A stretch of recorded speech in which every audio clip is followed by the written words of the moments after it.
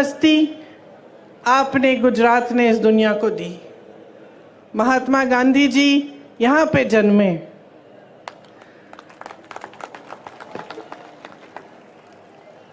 श्री सरदार पटेल जी भी गुजरात के ही पुत्र थे। वीर रणछोड़ रबाड़ी जी भी इसी धरती के थे। ये सारे महापुरुष किस लिए लड़े? ये सारे महापुरुष आपकी आज़ादी के लिए लड़े। ठीक है, ये पुरानी बात है। 70 साल निकल गए, बीत गए, हमारा देश आज़ाद है, स्वतंत्र है। हमारे देश में एक संविधान बना, इसी लड़ाई से उभरा। जितने भी हमारे स्वतंत्रता सेनानी थे, जितने बड़े बड़े महापुरुष रहे, चाहे पटेल जी हो, चाहे गांधी जी हो, नेहरू जी हो, सब ने लड़कर, ब्रिटिश साम्राज्य से लड़कर हमारे देश को आज़ाद करवाया और हमें एक संविधान दिया। ये संविधान जो उन्होंने हमें दिया, इसका महत्व आपको समझना पड़ेगा। आज बहुत ही ज़रूरी है कि आप कुछ मूल बातें, जो गहरी बातें हैं हमारे देश की राजनीति के बारे में और अपने जीवन के बारे में, आप ठीक ढंग से समझें, ताकि जो निर्णय आप लेने जा रहे हैं चुनाव में, वो आप सोच समझ के और सारी जानकारी लेके लें। जब हम संविधान की बात करते हैं, खास इसलिए हम आज ये बात उठा रहे हैं क्योंकि भाजपा के कई नेताओं ने, जो चुनाव लड़ रहे हैं, कुछ मंत्रियों ने, देश भर में जो घूम रहे हैं, उन्होंने कहा कि अगर भाजपा फिर से जीतेगी तो संविधान बदला जाएगा। तो आज सबसे पहली बात मैं संविधान के बारे में करना चाहती हूँ, क्योंकि ये संविधान क्या है और किस तरह से आपके जीवन पर इसका प्रभाव पड़ता है, ये समझना ज़रूरी है। संविधान से आपको अधिकार मिलते हैं। सबसे बड़ा अधिकार ये है कि आप वोट डाल सकते हो। ये आपको अधिकार दिया गया है, देश के किसान को, देश के गरीब को, देश के मजदूर को और देश के प्रधानमंत्री को भी, देश के मंत्रियों को भी, देश के बड़े बड़े शख्सों को भी यही एक अधिकार मिला है। मतलब सबका एक समान अधिकार है। जितना आपकी वोट में शक्ति है, उतनी शक्ति उनके वोट में है। उनकी वोट में आपसे ज़्यादा शक्ति नहीं है। देश में जितने भी देशवासी हैं, उनका एक समान अधिकार ये वोट है। ये वोट संविधान ने दिया है आपको। आरक्षण भी संविधान ने दिए हैं आपको।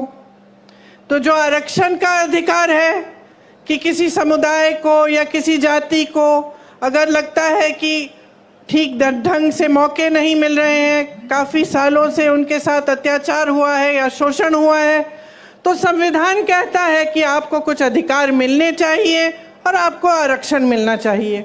मतलब रोज़गार मिलता है तो आपके लिए कुछ रोज़गार आरक्षित हो, ये भी संविधान आपको देता है। तो ये दो बहुत बड़ी चीज़ें हैं जो आपको संविधान द्वारा मिलती हैं। इसके साथ साथ अगर आप किसी की आलोचना करना चाहें या किसी नेता से या राजनीतिक दल से सवाल उठाना चाहें कि क्या किया है मेरे लिए, ऐसा काम आपने क्यों किया, तो आप आंदोलन भी कर सकते हैं, आप खड़े हो सकते हैं, अपनी आवाज़ उठा सकते हैं। ये भी अधिकार आपको संविधान ने दिया है। अब जब ये लोग कहते हैं कि संविधान को बदलना चाहते हैं, तो इनका क्या मतलब है? इनका मतलब ये है कि जितने भी अधिकार आपको दिए गए हैं, वो अधिकार कम करेंगे, उनको कमज़ोर किया जाएगा।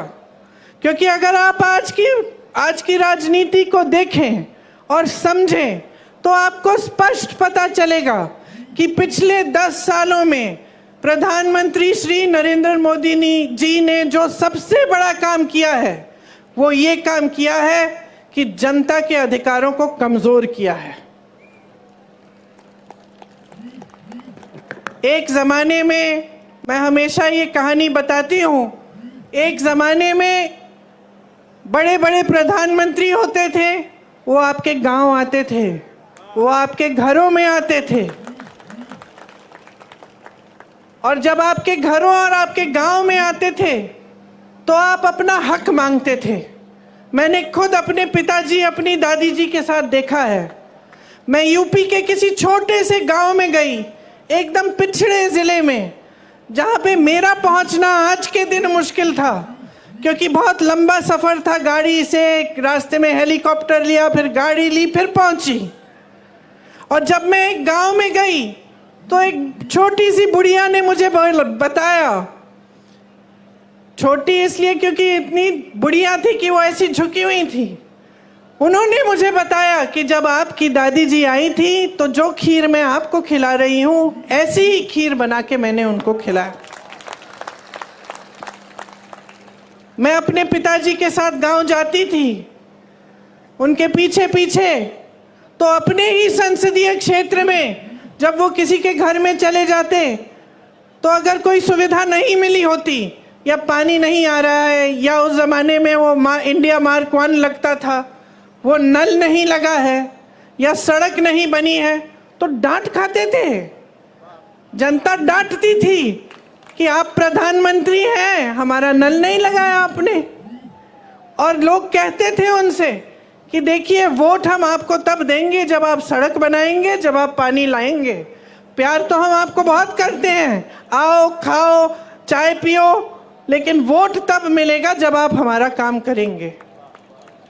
ये राजनीति थी एक जमाने की। और इस राजनीति का आधार किसने डाला? गुजरात के सबसे महान बेटे ने डाला, महात्मा गांधी जी ने। महात्मा गांधी जी ने सारे नेताओं से अपनी संपत्ति छुड़वाई, सबको जमीन पे लाए, सबको घरों में ले गए, गरीबों के की समस्याओं को सुनो, और जो जनता है देश की वो सर्वोपरि है। ये बात गांधी जी ने सिखाई। और गांधी जी ने कहाँ से सीखी ये बात? खुद भगवत गीता से, हिंदू धर्म से। जो महान गुरु होते थे हमारे, उनसे पहले वो सारे आपके बीच आते थे, पैदल चलते थे, सुनते थे कि समस्याएं क्या हैं, कि मेरी बहनें बैठी हैं, कैसे चला रही हो अपना जीवन, महंगाई हो रही है, कुछ खरीद पा रही हो, कमाई कैसे आ रही है, घर पे जाती हो, क्या मुश्किल है जब घर पहुंचती हो काम करने के बाद खेती में। किसानों से पूछते थे, समझते थे, मजदूरों की समस्याएं समझते थे, और उसी आधार पे अपनी नीतियां बनाते थे। तो अगर कोई नीति बनती थी देश में तो उसे इस आधार पे बनती, जैसे अगर मजदूरों के लिए कोई नीति बनती तो मजदूरों से बातचीत करके बनती, किसानों के लिए कोई नीति बनती तो किसानों की समस्याओं को समझ के, उनकी मुश्किलों को देख के बनती। इसीलिए जो हमारी परंपरा है कांग्रेस पार्टी में, जो महात्मा गांधी, जिस परंपरा की नींव महात्मा गांधी जी ने डाली और जिस परंपरा के तहत हमारे सारे प्रधानमंत्रियों ने काम किया, वो परंपरा ये थी कि नीतियां आपके लिए बनी, जो आपकी सुविधा के लिए बनती है, जो आपको आगे बढ़ाने के लिए बनती है, वही नीति सही है। लेकिन बहनों और भाइयों, आज के जो प्रधानमंत्री हैं, जरा उनकी कार्यशैली को आप देखिए। गुजरात ने उनको सब कुछ दिया, उनको सम्मान दिया, स्वाभिमान दिया, उनको आगे बढ़ाया, उनको सत्ता दी।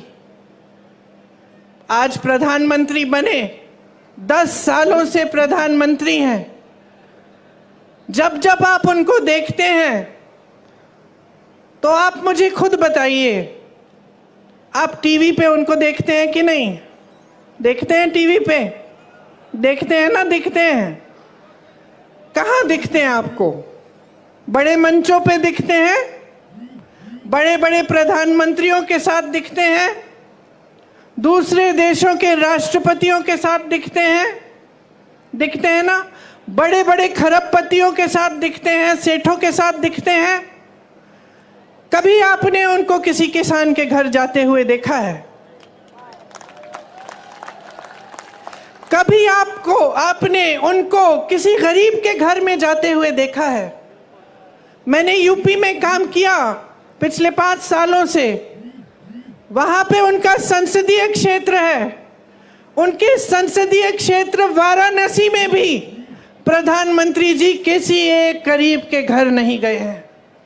कभी नहीं पूछा है इन 10 सालों में कि भाई तुम कैसे हो। किसानों के लिए नीति बनाते हैं, किसान आंदोलन करता है। लाखों किसान 4 किलोमीटर दूर उनके घर से बैठते हैं, आंदोलन करते हैं। महीनों के लिए उनकी बिजली काटी जाती है, पानी काटा जाता है, 600 शहीद होते हैं किसान, लेकिन वो 4 किलोमीटर दूर चल के हमारे प्रधानमंत्री उनसे मिलने के लिए नहीं आते हैं। जब उनको पता चलता है कि चुनाव आ रहा है और ये किसान आंदोलन कर रहे हैं, हमें वोट नहीं मिलेगा, तब चुनाव के 2 महीने पहले वो कानून बदल देते हैं। ये है उनकी कार्यशैली। वो मेरे भाई को शहजादा बोलते हैं। मैं उनको बताना चाहती हूँ, ये शहजादे 4000 किलोमीटर पैदल चले हैं। कन्याकुमारी से कश्मीर तक आपकी समस्याओं को सुनने के लिए चले हैं। मेरी बहनों से मिले हैं, मेरे भाइयों से मिले हैं, किसानों से मिले हैं, मजदूरों से मिले हैं और सबसे प्यार से मिलकर पूछा है कि तुम्हारे दिल में क्या मुश्किलें हैं, तुम्हारे जीवन में क्या समस्याएं हैं, उनको हम हल कैसे कर सकते हैं। और एक तरफ आपके शहंशाह नरेंद्र मोदी जी महलों में रहते हैं। आपने कभी टीवी पे उनका चेहरा देखा है? एकदम साफ सुथरा सफेद कुर्ता, एक दाग नहीं है धूल का, एक बाल इधर से उधर नहीं हो रहा है। वो कैसे समझ पाएंगे आपकी मजदूरी, आपकी खेती? कैसे समझ पाएंगे?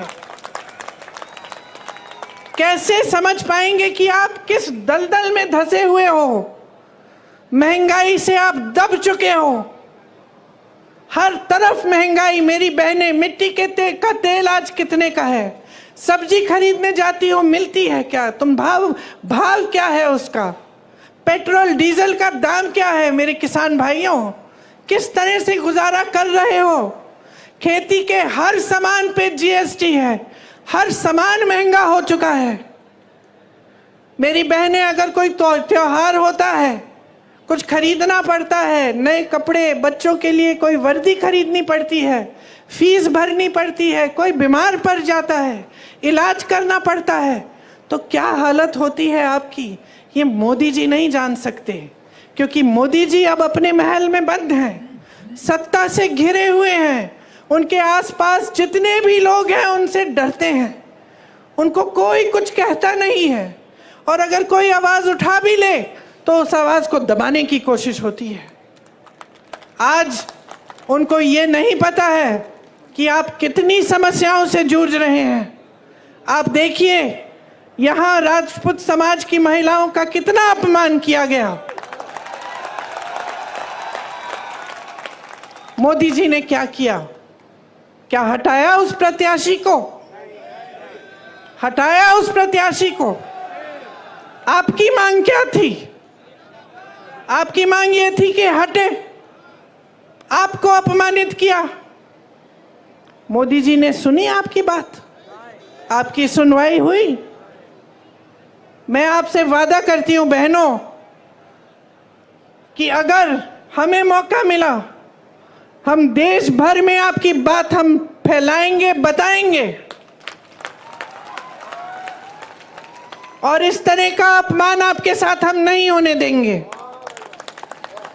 आज मेरी बहनों, जहां जहां महिलाओं का अपमान किया गया है, वहां मोदी जी की सरकार ने जिन्होंने अपमान किया, जो अत्याचार कर रहे हैं, उनका साथ दिया है, उनके पक्ष में खड़ी हुई है इनकी सरकार, आपके पक्ष में नहीं। हाथरस में महिला के साथ अत्याचार हुआ, उसको जला के मार डाला। भाजपा की सरकार ने उनको बचाया जिसने अत्याचार किया था। उन्नाव में हुआ, मैं उस महिला के घर गई, कोई ऐसा अत्याचार नहीं था जो उसके परिवार पे नहीं बरसाया गया, क्योंकि उस महिला ने आवाज उठाई, उसके साथ अत्याचार करने वाला एक भाजपा के प्रधान का रिश्तेदार था। उस महिला ने, नौजवान थी, आवाज उठाई, कचहरी में गई केस डालने। जहां वो अपमान हुआ था वहां केस नहीं डाला गया तो अगले जिले में चली गई, वहां से डाला। रोज सुबह अकेली जाती थी 6 बजे ट्रेन लेकर अगले जिले में, वहां पे कचहरी में जाती थी अपने केस की सुनवाई के लिए। एक दिन जब वापस आ रही थी तो उसको जलाकर मार डाला। 1 किलोमीटर जलते हुए चली, कोई आया नहीं मदद करने के लिए, पुलिस नहीं आई, कोई नहीं आया। जब मैं उसके घर गई तो उसके पिताजी ने मुझे बताया कि क्योंकि उसने आवाज उठाई थी, उसके भाइयों को पीटा गया था, उसके पिताजी को पीटा गया था, पिताजी के खेत जला डाले थे, लेकिन सरकार से कोई मदद नहीं मिली। मोदी जी ने कोई मदद नहीं की। हमारी बड़ी बड़ी ओलंपिक की मेडलिस्ट महिलाएं जो लड़ी, देश के लिए मेडल लाई, जब मेडल लाई तो मोदी जी ने उनके साथ फोटो खिंचवाई और सारे अखबारों में लिखा था कि देखिए मोदी जी है तो मुमकिन है, मोदी जी की वजह से ये मेडल लेके घर आई हैं। जब वही महिला सड़क पे उतरी क्योंकि उसके साथ अत्याचार हुआ था, मोदी जी ने उनकी मदद नहीं की। उस महिला ने, उसकी आंखों में आंसू थे जब उसने मुझे बताया कि दीदी मैंने सोचा था कि मैंने इतना बड़ा काम किया है, देश के लिए मेडल लाई हूँ, अगर मैं यहाँ पे बैठ के मांग करूँगी तो ज़रूर मेरे साथ न्याय मिलेगा, मुझे न्याय मिलेगा। लेकिन उसे न्याय नहीं मिला।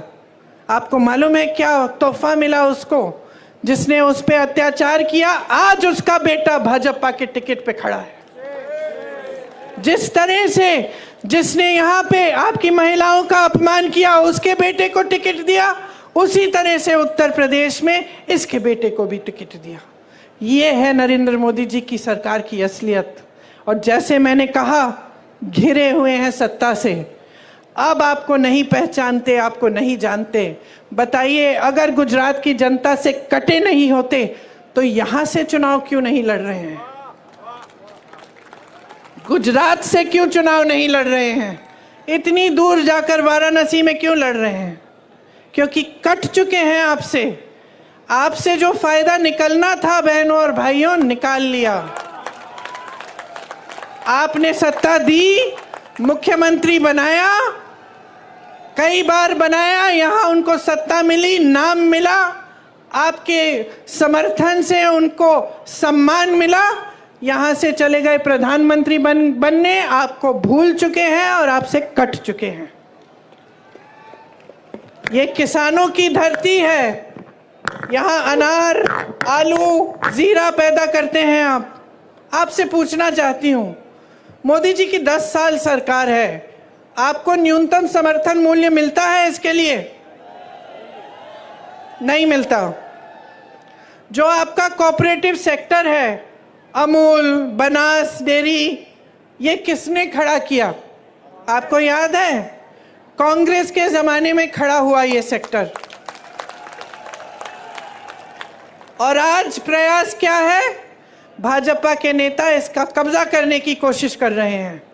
ये आपकी संपत्ति है, ये आपके लिए बनाया गया सेक्टर, ताकि आप फूले फले, आप आगे बढ़ें, ताकि यहाँ के किसान आगे बढ़ें। भावनगर में गौचरों की जमीन पर भी इनके नेताओं ने कब्जा किया है। ये आपकी जमीन है, कोई रोक नहीं रहा है इनके नेताओं को। जहां कुछ मिल रहा है वहां हाथ मार रहे हैं। समझ लीजिए क्या हो रहा है आपके साथ। कांग्रेस पार्टी ने एक न्याय पत्र निकाला है। इस न्याय पत्र का आधार जो है वो मेरे भाई ने, जो ये 4000 किलोमीटर चले थे, ये उस वही जब आपसे बातें की उन्होंने, आपकी समस्याएं समझी, वही आधार बना इस न्याय पत्र के लिए। मतलब वो समझे कि आपके साथ अन्याय हुआ है, किसानों के साथ, मजदूरों के साथ। तो उन्होंने एक ऐसा घोषणा पत्र निकलवाया हमारी पार्टी से, जिसमें आपके लिए सारी सुविधाएं हैं। और इससे पहले, इस चुनाव से पहले, जहां जहां प्रदेशों में चुनाव हुआ है, हमने जो घोषणा पत्र में लिखा है वो करके दिखाया है। आज अगर आप कर्नाटका की महिलाओं से पूछेंगे कि सरकार ने आपके लिए क्या किया, तो वो बताएंगी कि हमें हर महीने 2000 रुपये मिलते हैं और हम बस की यात्रा मुफ्त में करते हैं। अगर आप छत्तीसगढ़ के किसानों से पूछेंगे कि कांग्रेस की सरकार ने क्या किया आपके लिए, तो बताएंगे कि हमारे कर्ज माफ कराए और अच्छे गौठान बनाए जिसमें से हमें नौकरी मिली, और हमारे जानवरों का जो गोबर है वो गोबर सरकार ने खरीदा ताकि हमारी आमदनी बने। इसी तरह से आपके लिए हम कुछ गारंटी लाए हैं और उसमें किसान भाइयों के लिए आपका जो एमएसपी है, जो न्यूनतम समर्थन मूल्य है, वो एक कानून बनेगा। मतलब आपका अधिकार बन जाएगा। कानून के तहत आपको मिलना ही होगा। ऐसा हो ही नहीं पाएगा कि जो आप यहाँ पे आलू उगाते हैं, जीरा उगाते हैं, उसका न्यूनतम समर्थन मूल्य आपको मिले ना। आपके कर्ज माफ के लिए एक स्थायी आयोग बनेगा जिसके तहत जब भी आप कर्ज में अगर आप डूब रहे हैं और आपको मदद की ज़रूरत है, आप उस आयोग में जा पाएंगे और आपके कर्ज की माफ़ी की बात होगी और उसकी समस्या हल होगी। खेती के सारे सामानों पे आज जीएसटी दे रहे हो। हमारी गारंटी है कि खेती के सारे सामानों से हम जीएसटी हटा देंगे।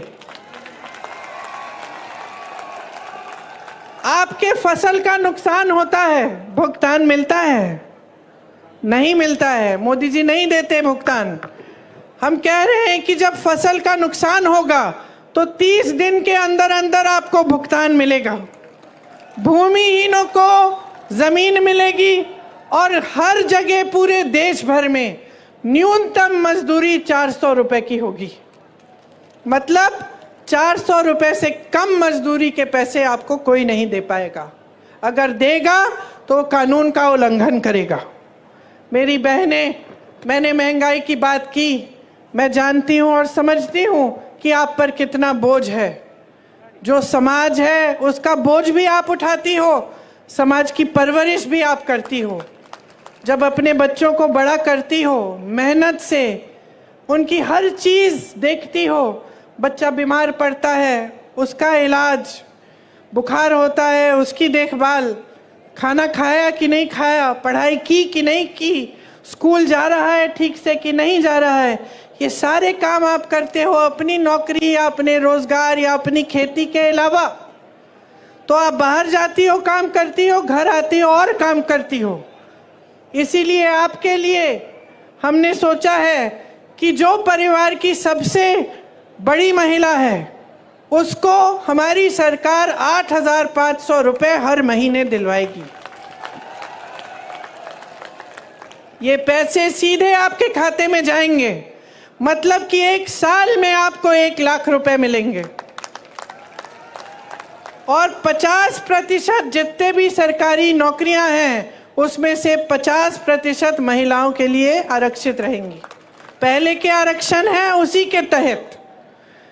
तो ये हमने आपके लिए सोचा है। और आंगनवाड़ी, आशा बहुएं और जो मिड डे मील्स में महिलाएं काम करती हैं, केंद्र का जो योगदान है आपके मानदेय के लिए वो बढ़ाया जाएगा, दुगना किया जाएगा ताकि आपका मानदेय बढ़ जाए। तो सबके लिए हमने कुछ सोचा है, क्योंकि देखिए आज के ज़माने में आप जब मेहनत करके अपने बच्चों की परवरिश करते हैं तो आपके सामने अन्य मुश्किलें आती हैं। आप बड़ा करते हैं बच्चों को, आपके यहाँ अगर गांव में पाठशाला है या कोई सुविधा है ठीक है, लेकिन उसके बाद जब उनको यूनिवर्सिटी जाना होता है, विश्वविद्यालय में जाना होता है, तो नई मुश्किल खड़ी होती है, क्योंकि फीस भरनी पड़ती है। किस तरह से वो पढ़ाई ख़त्म करेंगे। यहाँ गुजरात में ज़्यादातर प्राइवेट विश्वविद्यालय खुले जा रहे हैं, बड़ी बड़ी फीस है। जितने भी माँ बाप हैं, चाहे कितने भी गरीब हो, चाहे किसान हो, मजदूर हो, कुछ भी हो, आज के दिन सब चाहते हैं कि हमारा बच्चा शिक्षित हो ताकि उसको अच्छा रोजगार मिले। सही बात है कि नहीं? और आप किसी भी हालत में कैसे भी कर्ज लेकर, मजदूरी करके, कॉन्ट्रैक्ट पे नौकरी करके आप कमाते हैं इसीलिए कि आपके बच्चों की परवरिश हो और वो बड़े हो के शिक्षित हो और उनको नौकरी मिले। ये सही बात है कि नहीं? अब आपने शिक्षित कर दिया, किसी न किसी तरह से आपने कर्ज लेकर बच्चे को शिक्षित कर दिया। बच्चा परीक्षा देने जाता है भर्ती के लिए, और आज क्या हो रहा है? पूरे देश भर में पेपर लीक हो जाते हैं। पेपर लीक हो जाते हैं। जो फीस आपने ट्यूशन के लिए भरी है, जितनी मेहनत बच्चे ने की है, सारी ऐसे ही गवाई जाती है। उसको पता नहीं होता कि फिर से पेपर देना है, शायद उसमें भी लीक हो जाए। कितने साल इंतज़ार करना पड़ेगा, या कुछ महीनों बाद फिर से इम्तिहान देना पड़ेगा। मानसिक तनाव होता है, कुछ पता नहीं होता कि भविष्य में नौकरी मिलेगी नहीं मिलेगी।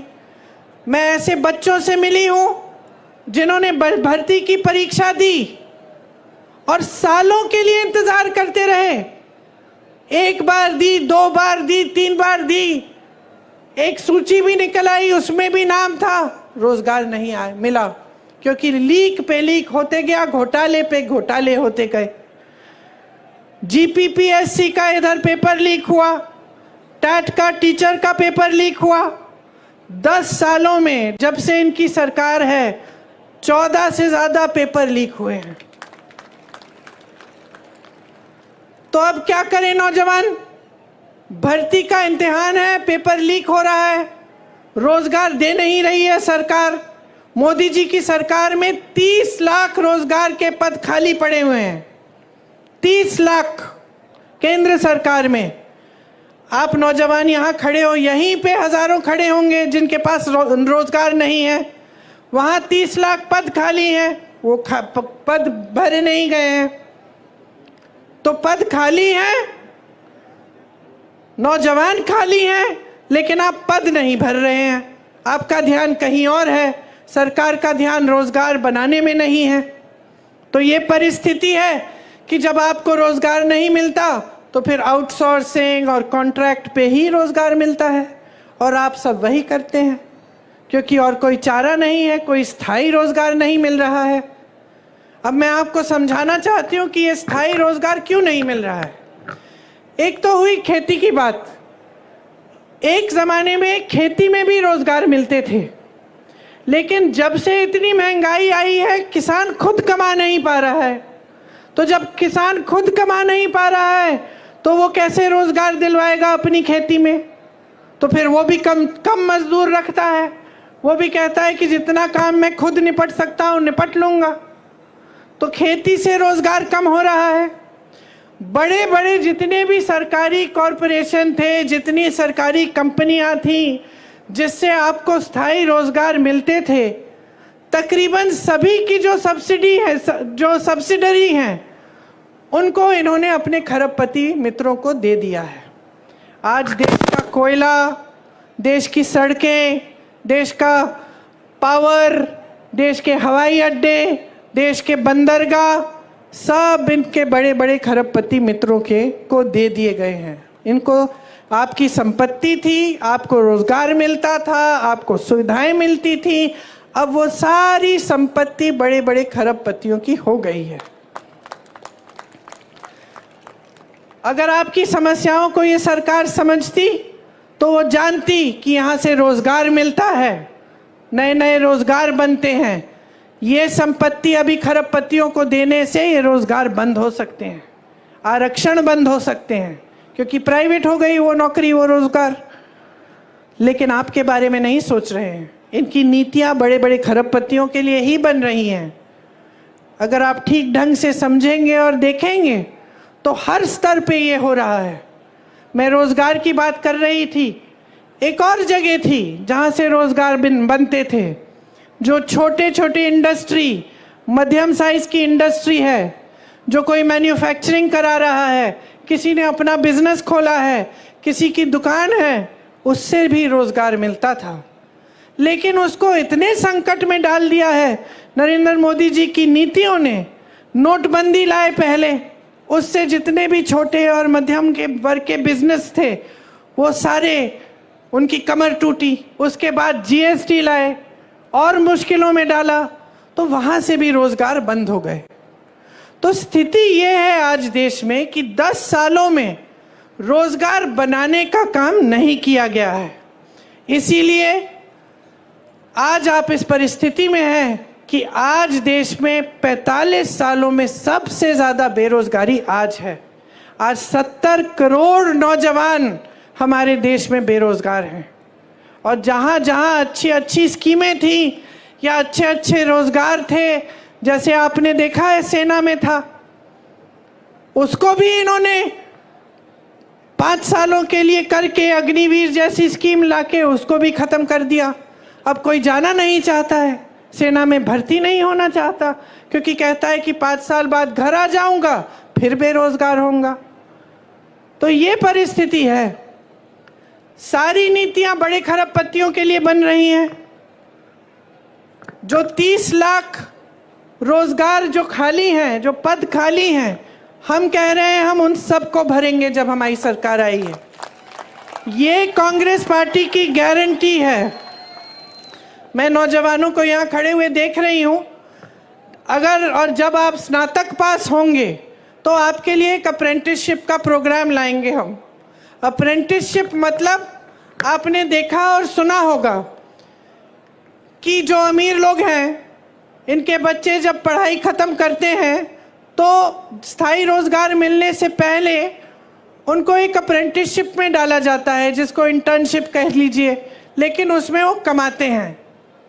तो हम आपके लिए ऐसी अप्रेंटिसशिप लाएंगे जो आज तक गरीब बच्चों के लिए उपलब्ध नहीं थी, जिसमें आप जब स्नातक पास होंगे आपको भी एक अप्रेंटिसशिप के प्रोग्राम में डाला जाएगा और आपको 1 लाख रुपए सालाना आप उससे कमा पाएंगे। आपके लिए 50,000 करोड़ रुपए का एक फंड बनेगा, जिससे अगर आप छोटे कारोबार अपने शुरू करना चाहेंगे आपको लोन मिलेगा और आप वो लोन लेके, आप वो पैसे लेके आप वो कारोबार शुरू कर सकेंगे। ये सिर्फ आपके लिए होगा, इसलिए ब्याज बहुत कम होगा इसका, क्योंकि हमारा प्रयास रहेगा कि हम छोटे और मध्यम बिजनेसों को खूब समर्थन दें ताकि खूब रोजगार बने और आप अपने कारोबार को, अपने बिजनेस को आगे बढ़ा पाएं।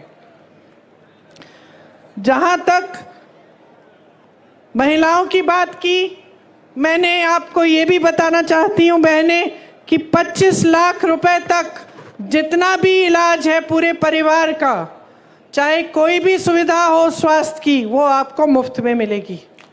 ये स्कीम हमने राजस्थान में लागू की और वहाँ इस स्कीम की बहुत चर्चा हुई क्योंकि लोग बहुत खुश थे। लोगों ने हार्ट ऑपरेशन कराए इस स्कीम के तहत बगैर 1 रुपया दिए। तो बहुत अच्छी स्कीम है, हम देश भर में इसे लागू करना चाहते हैं। हम देखिए आपके लिए ऐसा काम करना चाहते हैं ताकि पूरे देश का विकास हो, आपका विकास हो बहनें, किसानों का हो, सबका एक साथ विकास हो। क्योंकि हमारे संविधान में लिखा है कि सबको समान दृष्टि से देखना है और ये जो समानता है ये हमारे संविधान की देन है। आज प्रधानमंत्री जी कहते हैं कि जो इस देश में समानता चाहता है वो संविधान के विरोध है। तो आप सोचिए कि इन्होंने हर चीज को घुमाकर उल्टा कर दिया है। संविधान आपके लिए बना, आप सबको समान अधिकार देने के लिए बना। आज देश के प्रधानमंत्री खुद आपके सामने खड़े होकर कहते हैं कि जो समानता के लिए लड़ रहा है वो संविधान का विरोध कर रहा है। तो आप सोचिए कैसी कैसी गलत बातें आपको बताई जाती हैं और काम इनके कैसे हैं। आपको जल, जंगल और जमीन पे अधिकार दिए गए थे, संविधान ने दिए, कांग्रेस की सरकारों ने दिए। उन सब अधिकारों को कमजोर करने का काम इन्होंने किया है। पहले SC, ST, OBC और रिटायर्ड फौजियों को जमीन के पट्टे मिलते थे। आज मैं आपसे पूछना चाहती हूँ, भाजपा की सरकार रही है 10 सालों से, आपको क्या पट्टे मिलते हैं? जैसे मैंने आपको कहा, तमाम सरकारी कंपनियों को प्राइवेट बनाने का काम किया है। इससे आरक्षण खत्म होते हैं, फिर से आपके अधिकार कमजोर होते हैं। सरकारी विश्वविद्यालयों में आपको अच्छी शिक्षा मिलती थी कम फीस में। जब प्राइवेट इतने सारे बनाते हैं और सरकारी विश्वविद्यालयों को कमजोर करते हैं, तो भी ये काम करते हैं कि आरक्षण भी कम होंगे और फीस भी ज़्यादा होगी। तो आप देखिए, ऊपर के जितने भी पद हैं, जो बड़े बड़े पद हैं, उसमें लैटरल एंट्री से ये पद दे रहे हैं, बाकी सब खाली रख रहे हैं। और जो नीचे के पद हैं, जो भर्ती के पद हैं, उसको खाली रख रहे हैं। तो ये सारे काम जो कर रहे हैं ना, ये इनकी एक नीति है। और ये नीति जो है, ये सबसे बड़ी इनकी नीति जो है कि सब कुछ बड़े बड़े खरबपतियों की सफलता और उनके आगे बढ़ने के लिए हो, और जो देश का गरीब है उसको 5 किलो का राशन पकड़ाओ और उसको बड़ी बड़ी बातें बताओ, मंच पे खड़े होकर बड़े बड़े इवेंट दिखाओ और उसी में निपट लो बस। उसके आगे कोई रोजगार देने की बात नहीं, विकास करने की बात नहीं, नए पाठशाला बनाने की बात नहीं, नए विश्वविद्यालय बनाने की बात नहीं, अस्पताल बनाने की बात नहीं। कहते हैं कि कांग्रेस ने 70 सालों में क्या किया। मैं इनसे पूछना चाहती हूँ, 10 सालों में आपने क्या किया? हमने IIM बनाए, IIT बनाए, एम्स बनाए, HAL बनाया, BHEL बनाया।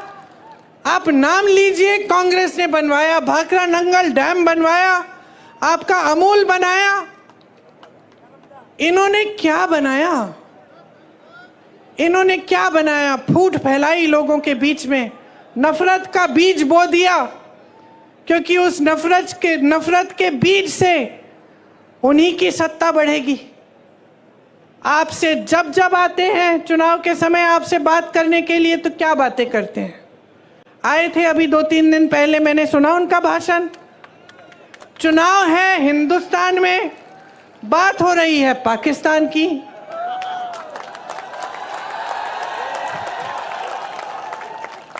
आपको बताया जा रहा है कि सावधान रहो, कांग्रेस एक एक्सरे की मशीन लाएगी और एक्सरे की मशीन से आपके घरों में घुस के आपके मंगलसूत्र छीनेगी, आपका सोना चुराएगी, ये कहा जा रहा है। देश के प्रधानमंत्री हैं, इतनी स्तरविहीन बातें। आपने देश का प्रधानमंत्री चुना ताकि देश का सम्मान रखें, पूरा देश देखे कि ये हमारे प्रधानमंत्री हैं, ये अच्छी सुलझी हुई बातें करते हैं, सभ्य बातें करते हैं, क्योंकि यही हमारी देश की सभ्यता रही है। हम अपने बड़ों को देखते हैं और हम कहते हैं कि देखिए कितने सभ्य हैं, आदर देते हैं। लेकिन अब हमारे प्रधानमंत्री आपके सामने झूठ तो बहुत बोलते हैं, लेकिन अब तो फिजूल की बातें करने लग गए हैं। पहले झूठ तक सीमित था, अब अजीब अजीब सी बातें। आपकी 2 भैंसें हैं तो कांग्रेस एक भैंस चुरा लेगी।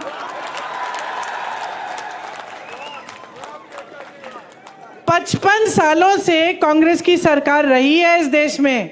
जरा बताइए किसकी भैंस चुराई हमने? किसी की गहने चुराए? किसी के मंगलसूत्र पे आंच आने दी?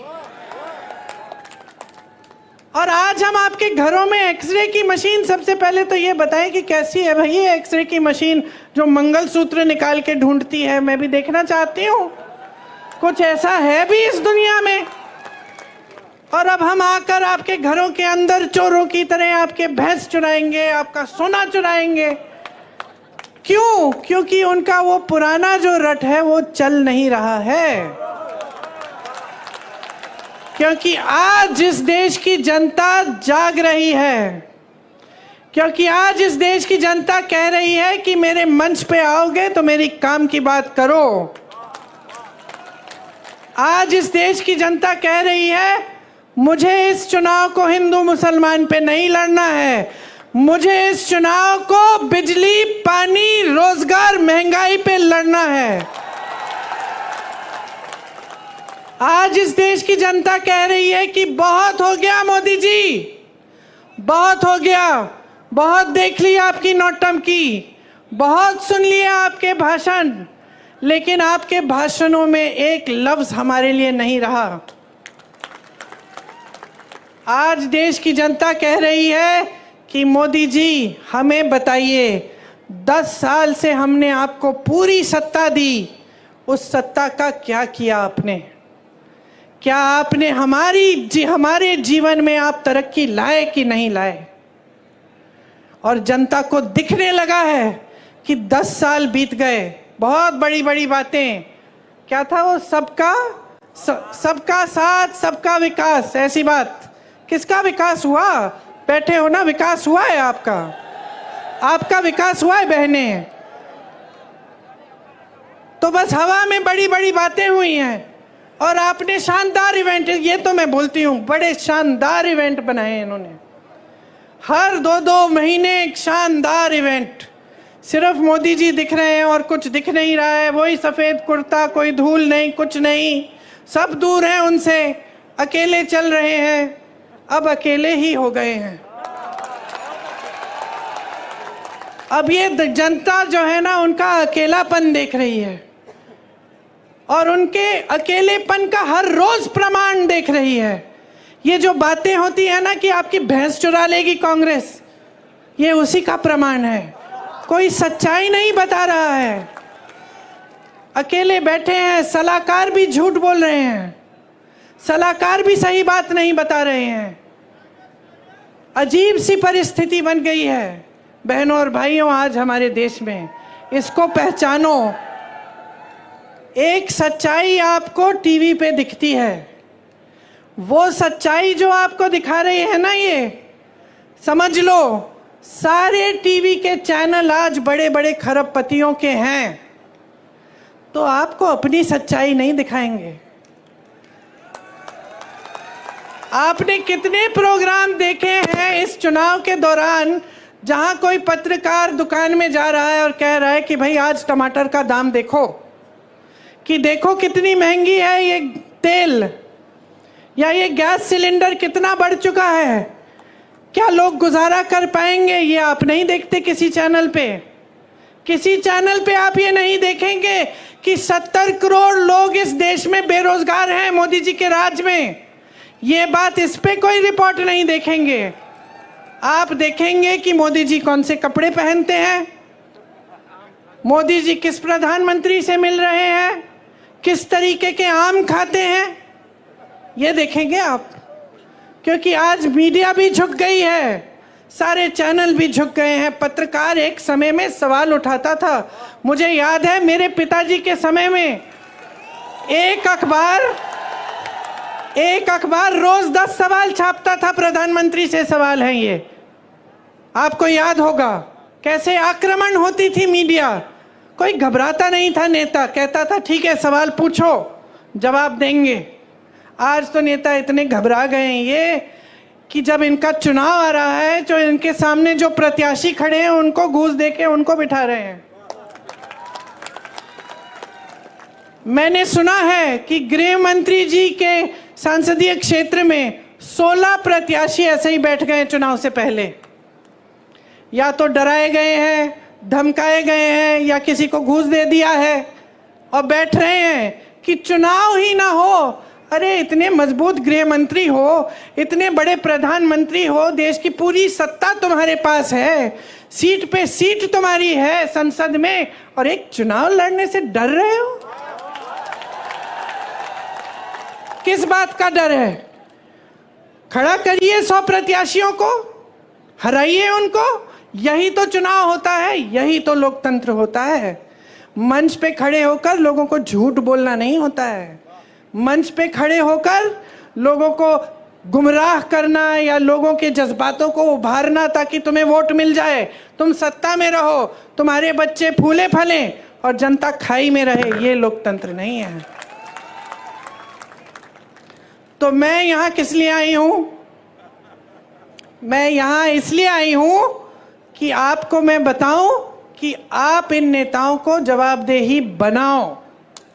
वो पुरानी परंपरा वापस लाओ, वो पुरानी परंपरा वापस लाओ सरदार पटेल जी की, महात्मा गांधी जी की, जिसमें नेता जनता को पूजता है, जनता को भगवान मानता है, जनता को डराता धमकाता नहीं है, जनता को खाई में नहीं छोड़ता, जनता के आंसू पोंछता है, उसकी नई नई समस्याएं पैदा नहीं करता ताकि और आंसू बहाए। समझ लीजिए, जो संविधान ने आपको दिया है, जो वोट का अधिकार है, वो एक बहुत बड़ा औजार है आपका। हल्के में मत लीजिए इस औजार को। आज भाजपा ने एक और काम किया है, बड़ा काम। अपनी पार्टी को सबसे धनवान पार्टी बनाया है पूरी दुनिया में। आज पूरी दुनिया में सबसे पैसे वाली पार्टी कौन सी है? एक रिपोर्ट आई है, मुझे मालूम नहीं कि कितनी सही है, लेकिन लगभग मुझे लगता है कि सही होगी। 60,000 करोड़ रुपए इन्होंने खर्चे हैं। किस पे? आपके नालों को ठीक करने के लिए नहीं, आपकी टूटियों में पानी लाने के लिए नहीं, आपकी सड़कों की मरम्मत में नहीं, आपके कारोबार में नहीं, आपकी खेती को ठीक करने में नहीं, ये जीएसटी हटाने में नहीं, अपनी पार्टी के लिए, अपनी पार्टी को मजबूत बनाने के लिए बड़ी बड़ी इमारतें बनाई हैं हर जिले में। इनके जो ऑफिस हैं इतने बड़े बड़े, बड़ी बड़ी इमारतें, सबको थोड़ा थोड़ा वेतन दे रहे हैं जो भी उनके लिए काम कर रहा है, उनकी पार्टी के लिए। कोई मुफ्त में नहीं करता। यहाँ हमारे बेचारे सेवा दल के जो कार्यकर्ता हैं और जो कांग्रेस के कार्यकर्ता हैं,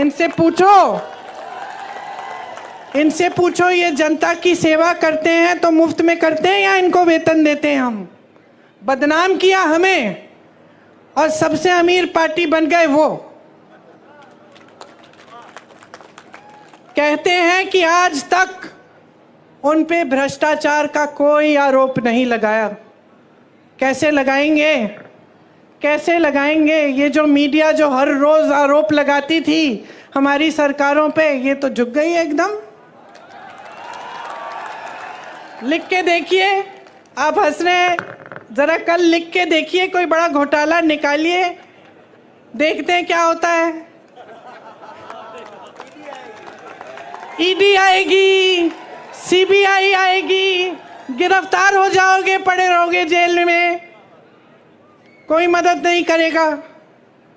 और 56 इंच का सीना है इनका, एक आलोचना नहीं सुन सकते, एक आलोचना नहीं सुन सकते। बड़प्पन तो उसमें होता है जो दुनिया भर की आलोचना सुन सकता है लेकिन काम करते रहता है। राहुल गांधी को देखो, क्या नहीं बोला उसके बारे में, क्या क्या नहीं कहा। सीना तान के चला ना कन्याकुमारी से कश्मीर, कोई रोक पाया उसे? मणिपुर से मुंबई तक चला, कोई रोक पाया उसे?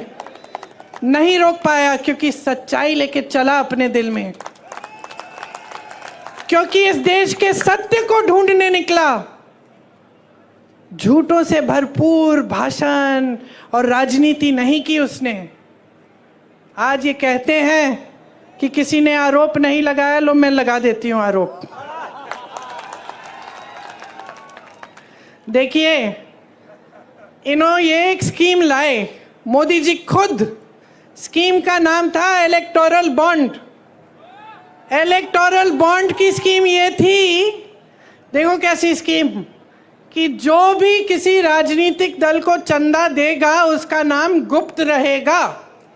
किसी को पता नहीं चलना चाहिए कि अडानी जी ने कितना दिया, अंबानी जी ने कितना दिया और किसी और ने क्या दिया।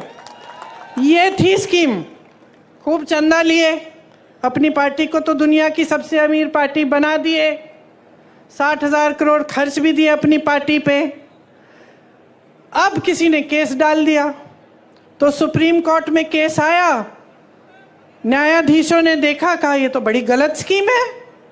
राजनीतिक दल जनता की सेवा का काम करता है, उसे जो चंदा देता है उसका नाम तो पारदर्शी होना चाहिए, जनता को मालूम होना चाहिए कि भाई इन्होंने इतना दिया, इन्होंने इतना दिया और किसको दिया। अब मोदी जी की सरकार ने सबसे पहले तो बोला कि भाई हमें सूची ही नहीं मिल रही, बहुत मुश्किल है निकालना, अभी चुनाव के समय नहीं निकलेगी।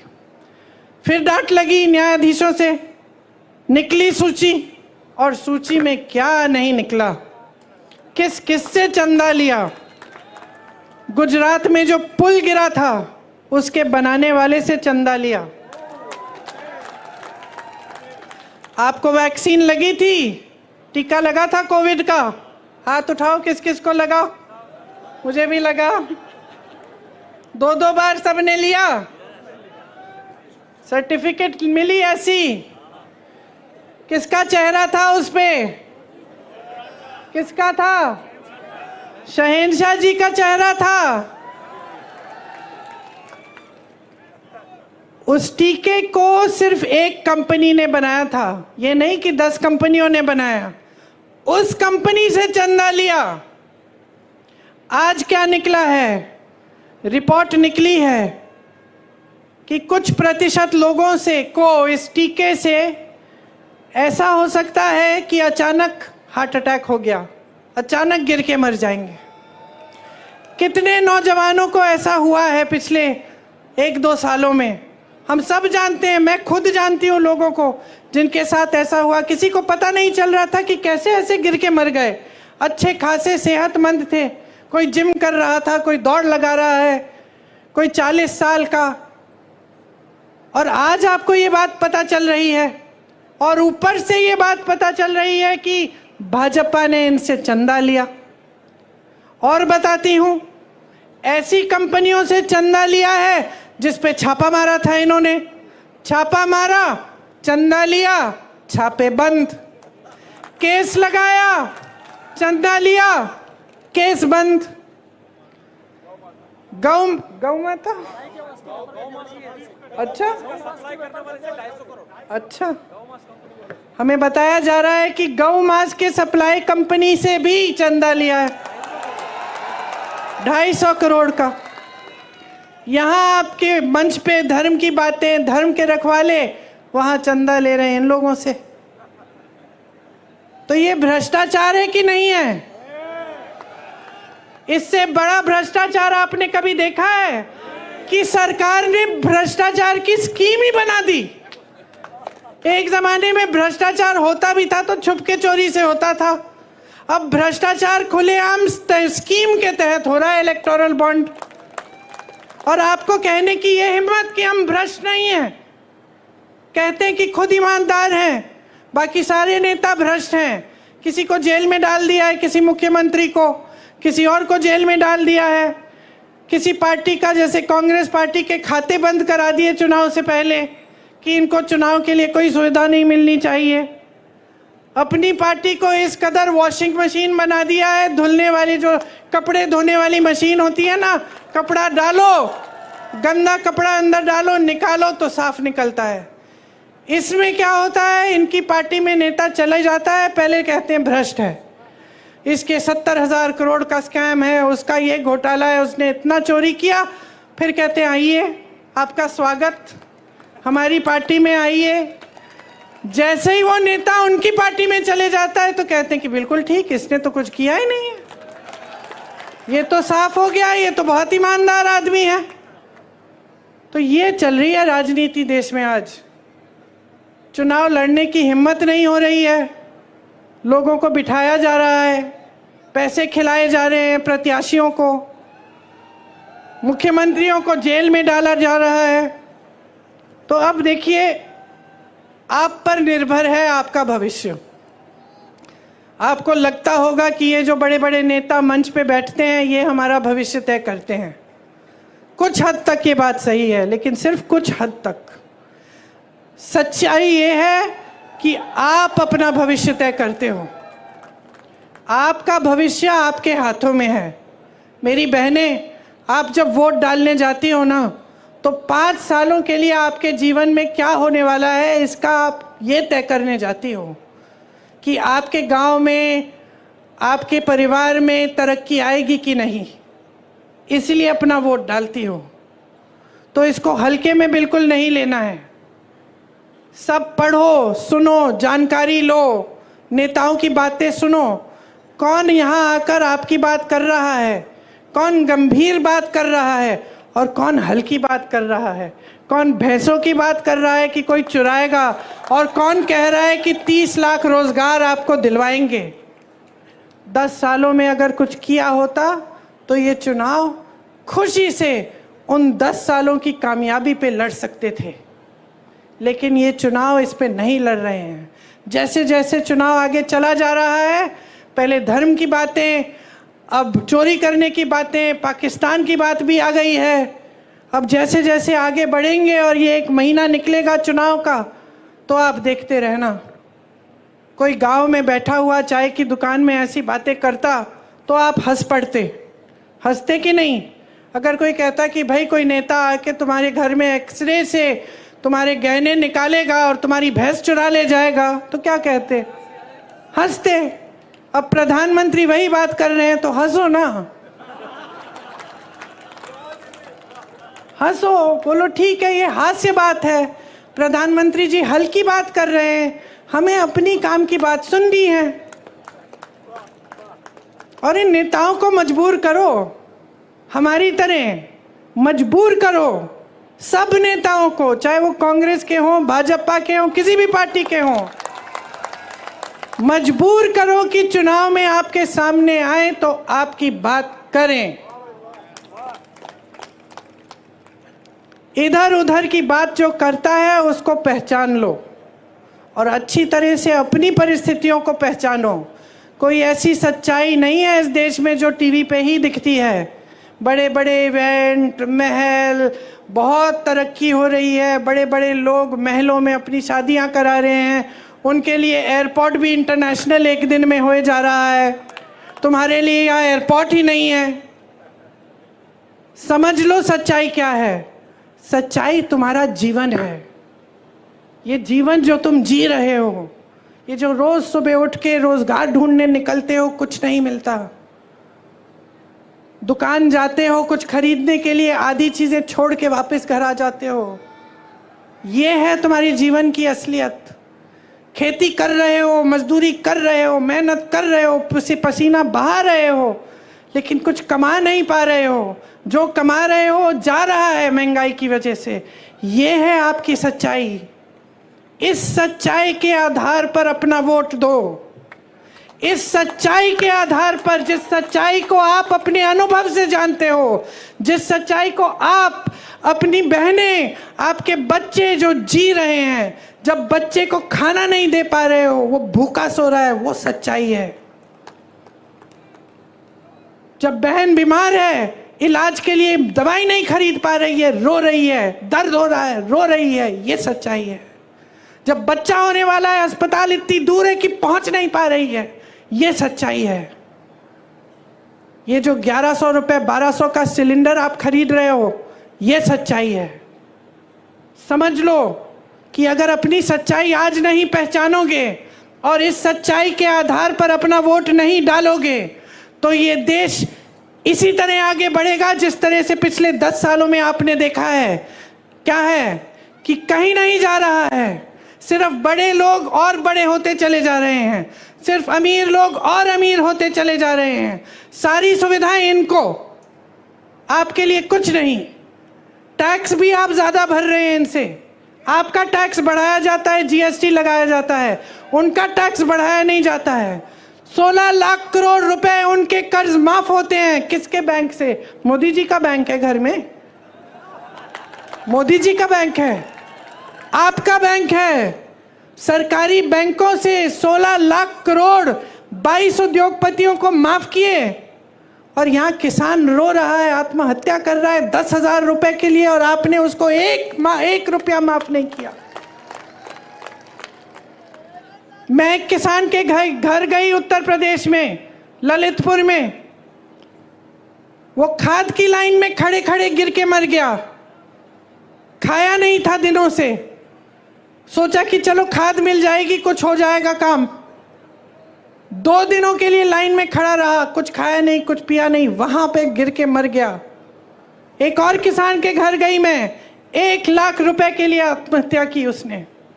उसकी बेटी घर आई, उसको मिले अपने पिताजी। 1 लाख रुपए के लिए आत्महत्या और 16 लाख करोड़ रुपए आप बड़े बड़े खरबपतियों को माफ कर रहे हैं, किसानों के कर्ज माफ नहीं करेंगे। किसका पैसा है ये? कैसी बनी इतनी धनी आपकी पार्टी? कहां से आया ये सारा पैसा? किसकी संपत्ति है? जोर से बोलो, जोर से बोलो, और जोर से बोलो। आपकी संपत्ति है, आपकी संपत्ति है। यही संपत्ति है जिससे आपकी सड़कों को बनाना चाहिए था, जिससे आपके लिए पाठशालाएं बनानी थी, अस्पताल बनाने थे, आपको हर सुविधा दिलवानी थी, आपके कर्ज माफ करने थे। जब यूपी के किसानों को गन्ना का बकाया देना था 15,000 करोड़ रुपए, मैं उस समय भी यूपी में काम कर रही थी, 15,000 करोड़ रुपए था उस समय बकाया, पूरे देश भर का था, और यूपी के किसान उसमें शामिल थे। मोदी जी ने क्या किया? वो बकाया दिया। मोदी जी ने उसी समय कोविड के समय ये ऐलान किया कि 20,000 करोड़ रुपए का नया संसद भवन बनेगा। 20,000 करोड़ रुपए का नया संसद भवन बनाएंगे और 15,000 करोड़ रुपए का किसान का बकाया नहीं देंगे। ये उनकी नीयत है। अच्छा खासा संसद भवन था, 70 सालों से चल रहा था, किसी को कोई असुविधा नहीं हुई। पंडित जवाहरलाल नेहरू जी से लेकर वाजपेयी जी तक वहाँ पे सब उसी संसद में बैठे। अब बदलने की ज़रूरत क्या है भाई? क्योंकि हम शहंशाह हैं, हम सब कुछ कर सकते हैं। तो अब आप समझ लीजिए। देखिए, थोड़ी सी शिकायत मुझे आपसे है, क्योंकि चुनाव आते हैं, हर चुनाव में आपको गुमराह कर देते हैं, हर चुनाव में धर्म की बात, जाति की बात, और आप गुमराह हो जाते हैं और आप उसी आधार पे अपना वोट डाल देते हैं। और मैं सिर्फ यहाँ पे इसलिए आई हूँ आपसे कहने के लिए, अपने लिए अपना वोट दो, अपनी समस्याओं के आधार पर दो। किसी नेता को मत देखो, पार्टी को मत देखो, आप ये देखो कि भाई विकास कौन लाएगा मेरे गांव में, मेरे जीवन में तरक्की कैसे होगी। कांग्रेस पार्टी बता रही है, ये रहा हमारा न्याय पत्र, सबके लिए कुछ है इसमें। अगर आपको शक है, आपको लगता है कि सिर्फ चुनाव के लिए कह रहे हैं ये लोग, तो पता करो, कोई जानकार है जिसको आप जानते हो जो कर्नाटका में रहता हो, या फिर राजस्थान में, जो पिछली सरकार में राजस्थान में था, या जिसने बघेल जी की छत्तीसगढ़ में सरकार देखी, पूछो क्या ये सच है कि जो कांग्रेस ने गारंटी दी थी वो लागू है तुम्हारे प्रदेश में? खुद जानकारी लो, और जब जानकारी लोगे पता चलेगा कि जहां जहां हमने गारंटी दी है वहां सबसे पहले सरकार बनते ही हमने वो गारंटी लागू की है। हम उस राजनीतिक परंपरा से आते हैं जिसका सबसे महान बेटा आपका बेटा था। महात्मा गांधी जी की राजनीतिक परंपरा से आते हैं। सत्य की परंपरा है, इससे बड़ी हिंदू धर्म में कोई परंपरा नहीं है। जितने भी भगवान हैं, जितने भी गुरु हैं, जितने भी संत रहे, सबने हमें यही कहा, सत्य के पथ पर चलो। उसी पथ पर महात्मा गांधी जी चले, उसी पथ पर कांग्रेस पार्टी चली। हाँ, हो सकता है कि कहीं कभी 55 साल सरकार रही कि कुछ गलतियां हुई, लेकिन उसमें भी सुधार लाए। आज हम एक नई चेतना के साथ आपके सामने आए हैं, क्योंकि हम देख रहे हैं कि जो देश में हो रहा है वो गलत है। हम चाहते हैं कि वो पुरानी परंपरा, हमारी सत्य की परंपरा, सेवा की परंपरा, आपके प्रति हर नेता को समर्पित करने की परंपरा आज फिर से देश में लागू हो।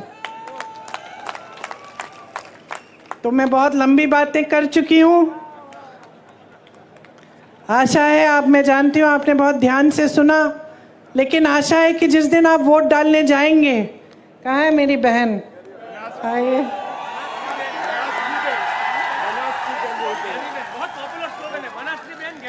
बनास की बहन। मुझे सबसे ज़्यादा खुशी तब होती है जब मैं अपनी बहन के प्रचार में आती हूँ, किसी भी बहन के प्रचार में, क्योंकि हम लोग हम लोग सेवा अच्छी तरह करना जानते हैं, निष्ठा से करते हैं। तो आप लोग मुझे फंडिंग भी दे रहे हैं, वोट भी दे रहे हैं। देखिए, कह रही हैं कि आप ही के समर्थन से चुनाव लड़ रही हैं और ये कह रही हैं कि ये चुनाव जनता लड़ेगी।